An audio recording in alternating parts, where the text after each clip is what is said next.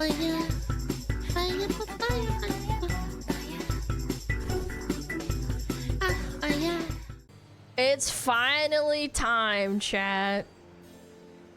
Uh-oh, stinky. Johnny Somali sentenced to 6 months and 20 days in prison. It's not enough, but at least it's something. Yeah, it's not just him getting deported out of the country. I know for a fact I'm not gonna go to jail. Not one day in jail. I'm gonna laugh my with labor. When all these motherfuckers are saying I'm going for 30 years, 20 years, 5 years, 10 years, bro. I'm telling you, I'm not even gonna do one day, bro. They're gonna give me a fine. They're gonna say, don't come back to Korea. You're the one who's gonna look so dumb when I don't get any jail time or anything. Like, bro, I'm gonna laugh like a villain. Johnny Somali, aka Ramzi Khalid Ismail, has been sentenced to 6 months and 20 days in prison with labor in Seoul, South Korea today. We're going to get that today on the Legal Mindset. We teach you to be around judge. I'm Andrew Esquire, American attorney who's been tracking this from beginning to end. And today we're going to break out the exact reasons for the guilty plea, his imprisonment, his sentence, and what happens next. So let's get into what happened today in Seoul, South Korea. All right. So first of all, to just get to my opening statements, Ramzi Khalid Ismail, aka Johnny Somali, was found guilty on all 8 charges. So there were 4 counts of business obstruction, 2 counts of the Minor Crimes Act, and 2 counts of the deepfake distribution. Guilty on all charges. He was sentenced to 6 months in prison with labor, an additional 20 days of detention, and 5 years. I wonder what that entails. What does prison sentence with labor in Korea entail? Like, what do you have to do? Oh! Okay, maybe I should specify. Maybe I should specify. Hold on. Penal servitude or imprisonment with labor requires inmates to work usually 8 hours a day. Blah, blah, blah, blah, blah, blah, blah. Agricultural and industrial labor to specialized skills. Interesting. Years of offender status with his phones being permanently confiscated. But how did we get there? We got there through a team effort. I started this in front of the same courtroom in their photo here today. That's crazy. Look, it's Tozy! And once again, in front of that same courtroom today. But it was a team effort. My team, the Somali conviction team, worked very hard submitting evidence, submitting facts, and really getting into it with this process where we wanted to have jail time instead of the normal process where foreigners are often just given a fine and let go, which we thought could be a very, very real possibility if there was not more attention on this. And you can see we had Korean media, which interviewed us, and many people from the team were there. That's you've got crazy, Professor man. Ulrich Nod, you've got Kangmin Lee, who's showed up off of X. You've got Atozi, you've got myself, Gabe, another individual who showed up. Lots who saw of people. the coverage. Lots of people looking at this, man. Everybody worked together. This was a huge Tozy's team editor. effort. That dude came to my stream a couple of times. There are a lot of people that aren't even pictured in this that worked cute. together to get this done. And because of the coverage of this and also the coverage in Korean media, as you see here, that actually led to a different result than normal. But let's get into the trial facts itself. So how did the trial start? Well, the trial started packed with observers. Now, the first time I came, there was hardly anybody in that courtroom about a year and a half ago. However, today, prison sentencing standing is a long time. room only. People were standing, sitting on the floor all day. It got absolutely blown the fuck up, man. For Somali, they had to put up actually the red tape. They had to line people up. Wow. It was very, very much more chaotic. Was the final than normal. sentencing Now, is a big strict deal. security was enforced. There was no phones or recording, as well as no reactions or expression. At one point, when someone smiled during the courtroom, the bailiff actually corrected them to, hey, no expressions, no, keep it serious, keep it somber. And the judge did remain the same throughout the trial. Now, the prosecutor did change in the spring from the older male prosecutor that was there before to a new female prosecutor, which was there today in this case. Now, what happened? Well, first, there was the guilty portion, because first they had to assess the guilt, because Ramzi had pled guilt on 6 of the charges, the business obstruction and the Minor Crimes Act, but still reasserted his non-guilty plea regarding the deepfakes. So the judge found Somali guilty on the deepfakes, as we predicted he would, because a reasonable person of the age and gender of the victims would experience shame at the deepfakes. The judge then went on to say, okay, you're guilty. Now let's talk about sentencing. And he said, in his opinion, there were both mitigating and aggravating factors for the sentencing of Somali. So the mitigating factors that he explained in this case were for that victims Jungman and Hank Yu did not want Somali. Hank told him wait, why are they taking this guy's, that's his Hank, his little boyfriend, right? Why did they take this guy's opinion into account? To be punished, and there has been a settlement with Jungman that they tried to get the charges dropped. So they weren't dropped, but the judge did say he did factor that in for mitigation. They also said that victim Bong Bong did not experience severe shame or embarrassment, and had she experienced more severe embarrassment, perhaps there would be a more harsh punishment. They also said, and this is very interesting, that the travel ban and the inability to return home were technical. For those that don't know, the deep fake AI bullshit was him kissing her. Disadvantages I of would Somali. Be so that was very curious to me, because if he had been allowed to leave and go home, idiot. he clearly would have not come back and not face any punishment, never gone to jail. He would have just not come back to Korea. However, he did bring up aggravating factors. The aggravating factors he brought up were that Somali repeatedly committed crimes primarily for YouTube revenue and broadcasted these with no regard for the victim.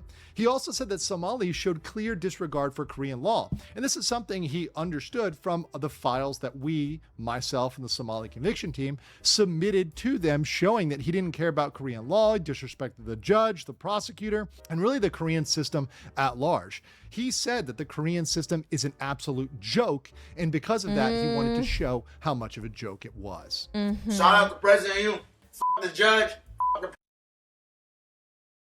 I think this might have actually not helped him at all. I think he would have gotten off way lighter if he didn't do this, bro.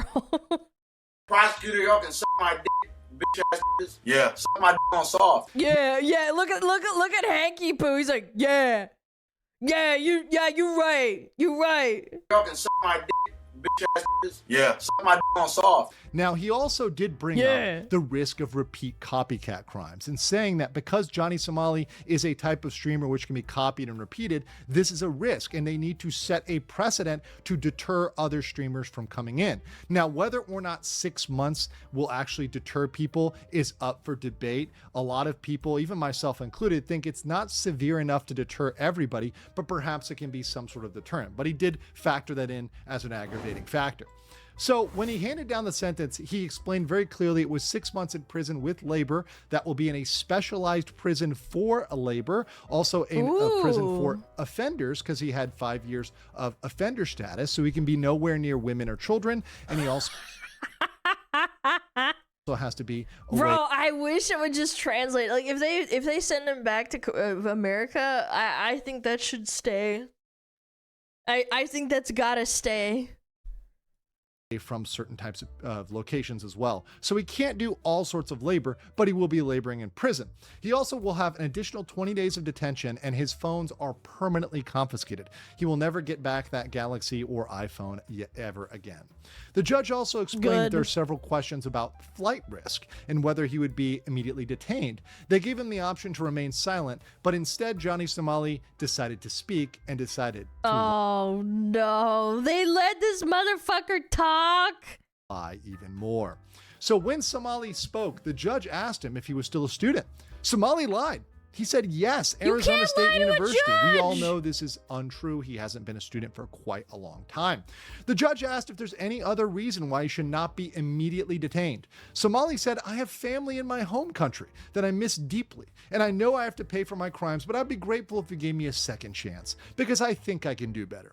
Well, the judge kind of ignored this plea because it didn't actually answer the question of why he shouldn't be immediately detained. Of course, they're not going to let him go home. That's ridiculous. Yeah, He's already been sentenced. The prosecutor stated, in fact, that he does pose a severe flight risk and should be detained immediately. Now, he was given another chance to speak, to kind of respond to the prosecutor. Somali again lied and said, throughout the court proceedings from 2025 to now, I have refrained from doing anything to That's a lie. Why do you lie, motherfucker? harass the public. So I feel this has taught me a vital lesson. Of course, we know that's not true. We have this sexual harassment charges that were filed based on his activity during that period, and those are filed in the Eastern District. We also had several instances where he was harassing people in public, where he was insulting people, getting drunk. So we know that's not true. But the judge said, okay, really, that none of that is relevant. You know what's funny? They say like, oh, the prosecutor stated he posted a flight risk. Dude, these are a risk to society, man. I really do wish that it was a longer sentence. I do. It's better than nothing. It's better than when Japan just kicked him out and he just like started doing shit again. I don't know, man. Find a significant flight risk and detain him immediately. So the judge then explained there's 7 days for both Somali or the prosecution to appeal. This is very important because the prosecution can find that this was too light. They recommended 3 years and he only got 6 months. So the prosecution has a chance to go back, go to the court and say, no, we need more time. We think this is not fair. Somali can also try to appeal this, but the thing is for Somali, where appeals really aren't going to work in his favor, is the average appeal takes about 6 months. So if Somali is angry about this, he has to appeal from jail. So while he'll be in jail, he'll be serving that time. By the time he would appeal it for saying it's too severe, well, his term will probably be up. He'll probably be at the end of his sentence where he's already served that prison labor. Now, the bailiff did escort Somali out after that, after they explained the chance for appeal, the 7 days for appeal. His possessions were taken. Buddy. Somali seemed to be prepared to go to jail as he brought a full backpack with all of his things. And he was handcuffed immediately and taken to a side room where he'll be bussed over to the detention center, and they'll eventually decide which prison to send him to. After Somali left the room and we saw him be, taken off and handcuffed, all the observers left. Now, Korean media was waiting out. Dude, I hope all the prisoners in there know about him. Yeah, fucking bully that motherfucker. Call him a little fucking weenie, bro. Side and myself, obviously others not hurt him, but like fucking bully the shit out of him. He deserves and we gave it. our true opinion, which is we are happy that he was proven wrong, but we think that he deserved more time there. They also asked us if we were talking as YouTubers or Americans or whatever, and I answered that we're talking as people interested in the truth, and we're interested in revealing the Korean court process and getting the truth out there, both to Korea, Americans, everybody, and making sure he serves the time that he should serve and he's punished appropriately. So here's my judgment. Somali was proven wrong when he said, I promise you I won't spend 1 day in jail.